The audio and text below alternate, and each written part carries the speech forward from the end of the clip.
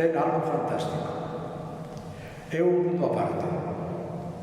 En primeiro lugar, medran nela dos eucaliptos centenarios, traídos persoalmente de Nova Zelanda por Fray Rosén de Soldado.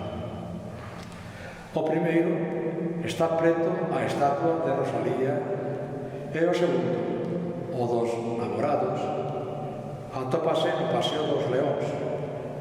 Dende el contemplanse unha máxica vista á cidade. O banco elíptico, preto ao palco da música, permite ser escoitado dun extremo a outro, aínda que se fale con Bismarck. Son as leis da física. Pero a Alameda garda aínda máis maravillas botánicas, como o abeto coñecido como a Perona, que foi plantado por Evita no seu viaxe a Compostela en 1947. Actualmente mide 22 metros. Na Alameda, ata os bancos tiñen o seu glamour.